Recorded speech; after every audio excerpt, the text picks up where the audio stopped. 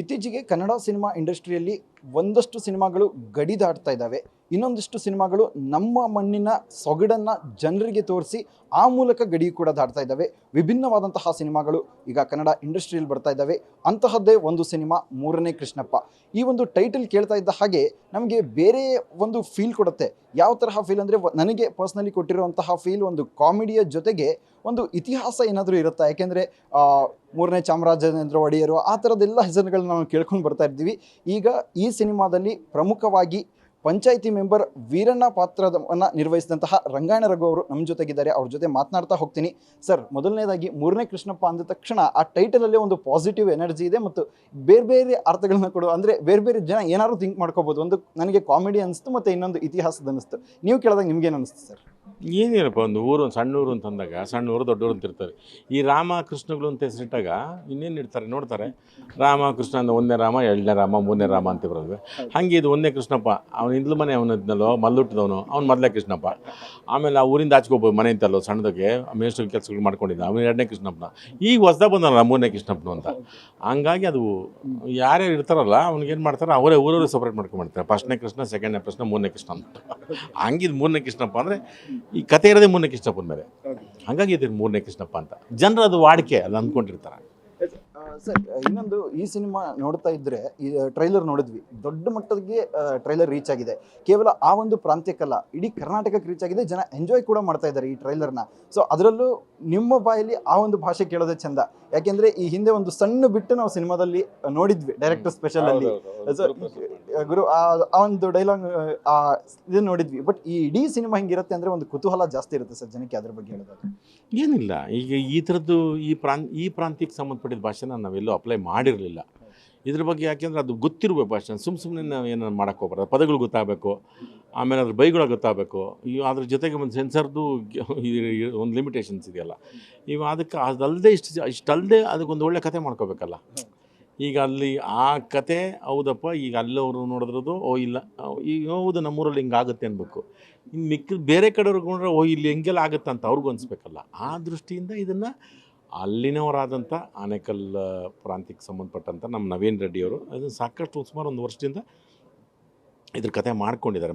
ಅದ್ರ ಭಾಷೆ ಮತ್ತೇನು ಪದಗಳು ಎಲ್ಲರದು ಮಾಡ್ಕೊಂಡು ಅದ್ರದ್ದು. ಹಾಗಾಗಿ ಇದ್ರದ್ದೊಂಥರ ಎಲ್ಲ ನಾನು ಆ್ಯಕ್ಚುಲಿ ಅಲ್ಲಿನ ಕೆಲಸ ಆನೇಕಲ್ನವರು ಜಾಸ್ತಿ ಇದ್ದರು ನಮಗೆ. ಅವ್ರ ಭಾಷೆ ಕೇಳಿದ್ರೆ ನಮ್ಗೆ ಇನ್ನೂ ಖುಷಿ ಆಗೋದು. ಎಷ್ಟು ಜನ ಮಾತಾಡ್ತಾರೆ ಇವರು ಅಂತ. ಅದು ನಾವೊಂದು ಆ ಪದಗಳವೆಲ್ಲ ತೊಗೊಂಡು ನಾವು ಮಾತಾಡಿದ್ವಿ. ಆಮೇಲೆ ಸರ್, ನಿಮಗೂ ಈ ಒಂದು ಭಾಷೆಗೆ ಒಂದು ಆತ್ಮೀಯತೆ ಜಾಸ್ತಿ. ಯಾಕೆಂದರೆ ನೀವು ಕೂಡ ಆ ಭಾಗದವರು. ಈ ಆನೇಕಲ್ ಮತ್ತು ಪಾವಗಡ ಆ ಭಾಗದ ಒಂದು ಸ್ವಲ್ಪ ಸೇಮ್ ಅನ್ಸುತ್ತೆ ಸ್ಲ್ಯಾಂಗ್ ಸೇಮ್ ಅಂದು. ಈಗ ಆನೇಕಲ್ ಅಂದರೆ ಬೆಂಗಳೂರಿಗೆ ಹತ್ತಿರ ಆಗುತ್ತೆ, ನಮ್ಮದು ಮೇಲಕ್ಕೆ ಬರುತ್ತೆ ಮಧ್ಯಕರ್ ಪಾವಗಡಕ್ಕೆ. ಬಟ್ ನಮ್ಮದು 98% ನಮ್ಮದು ತೆಲುಗು ಕವರ್ ಆಗುತ್ತೆ. ಮಧುಗಿರಿ ಪಾವಗಡ ಆ ಕಡೆಗೆ ನಮ್ಮಲ್ಲಿ ಸ್ವಲ್ಪ ಹಿಂಗೆ ಸೇರಿಕೊಳ್ಳುತ್ತೆ. ಅದು ಕೃಷ್ಣ ಸ್ವಾತಂತ್ರ್ಯ ಪೂರ್ವದಲ್ಲೇ ಅವೆಲ್ಲ ಒಟ್ಟಿಗೆ ಇದ್ದಿದ್ದು. ಹಾಗಾಗಿ ನನಗೆ ಅದು ಕಿವಿಲ್ ಮೇಲೆ ಬಿತ್ತಿತ್ತು. ನಮಗೆ ಇಷ್ಟು ನಮ್ಮದು ಉದ್ಗಾರಗಳು ಜಾಸ್ತಿ, ಆಗಳ ಈಗಳ ಒಲೆಲೆಲೆ ಓದ ಈ ಥರದ್ದು ಜಾಸ್ತಿ. ಇವ್ರದ್ದು ಸ್ವಲ್ಪ ಗಳು ಜಾಸ್ತಿ. ಆಮೇಲೆ ಏಕವಚನ ಬಹುವಚನ ಅಷ್ಟಾಗಿ ಇವರು ನೀನು ಬಾ ಸ್ವಾಮಿ ಕುಂತ್ಕೊಂಡು ನೀನು ಅಂತಾರೆ. ಮರ್ಯಾದೆ ಕೊಡ್ಬೇಕಾದ್ರೆ ಸ್ವಾಮಿ ಅಂದ್ಬಿಡ್ತಾರೆ ನಿಮ್ಮನ್ನು. ಕುಂತ್ಕೋ ಸ್ವಾಮಿ, ನಿನಗೆ ಪಾಪಗಳು ಶ್ಯಾಮ, ಬಾ ಸ್ವಾಮಿ ಊರುಗಳು ಹೋಗುವಂತೆ, ಊಟಗಳು ಮಾಡ್ಕೊಂಡು ಹೋಗುವಂತೆ ಅಂತ ಹಿಂಗೆ ಶುರುವಾಗ್ತದೆ. ಹಾಗಾಗಿ ಅದಕ್ಕೊಂದು ವಿಶೇಷತೆ ಅಲ್ವಾ ನಿಮಗೆ ನೋಡಿ, ಬಹುವಚನ ಏಕವಚನ ಬಳಸೋದಿದೆಯಲ್ಲ. ನೀವು ಬನ್ನಿ ಕೂತ್ಕೊಳ್ಳಿ, ಏನು ಸಮಾಚಾರ, ಏನು ಕುಡಿತೀರಾ, ಇದು ಕಮ್ಮಿ. ಇವನ್ನೆಲ್ಲ ಬಳಸಿದ್ದಾರೆ. ಇದನ್ನು ಅದ್ರ ವಿಷಯ ಗೊತ್ತಿಲ್ಲ ಯಾಕೆ ಅಂದ್ಬಿಟ್ಟು ನಮಗೂ ಸರ್. ಆಮೇಲೆ ಆಗ್ತಾನೆ ನೀವು ಸ್ಟೇಜ್ ಮೇಲೆ ಹೇಳ್ತಾ ಇದ್ರಿ, ಸೊ ನಮ್ಮ ಕರ್ನಾಟಕ ಎಷ್ಟು ಸುಂದರವಾಗಿದೆ ಅಂದರೆ ಪ್ರತಿ 10 ಕಿಲೋಮೀಟರ್ಗೆ ಒಂದೊಂದು ಭಾಷೆ ಚೇಂಜ್ ಆಗುತ್ತೆ, ಅಲ್ಲಿಯ ಕಲ್ಚರ್ಗಳು ಕೂಡ ಚೇಂಜ್ ಆಗ್ತಾ ಹೋಗುತ್ತೆ.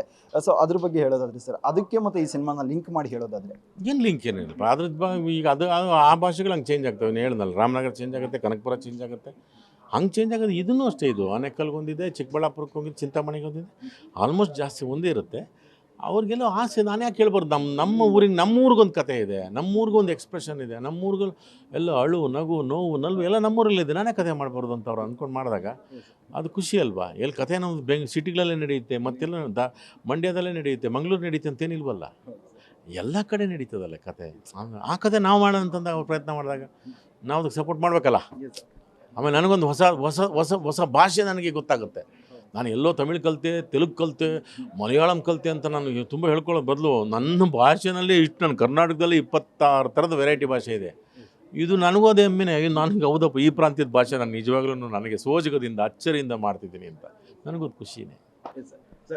ಕೊನೆಯದಾಗಿ ಸಿನಿಮಾ 24ನೇ ತಾರೀಕು ರಿಲೀಸ್ ಆಗ್ತಾ ಇದೆ. ಟ್ರೈಲರು ದೊಡ್ಡ ಮಟ್ಟಿಗೆ ರೀಚ್ ಆಗಿದೆ. ಸೊ ಅಷ್ಟೇ ಜನರು ಕುತೂಹಲ ಒಂದು ನಿಮ್ಮ ಪಾತ್ರದ ಮೇಲೂ ಕೂಡ ಇದೆ. ಸೊ ಏನು ಹೇಳ್ತೀರಾ ಸರ್? ಏನಿಲ್ಲ, ಇದನ್ನು ನೋಡಿದರೆ ಈ ಜಲಕ್ನ ಮೇ 24ಕ್ಕೆ ಬರ್ತಾ ಇದೆ.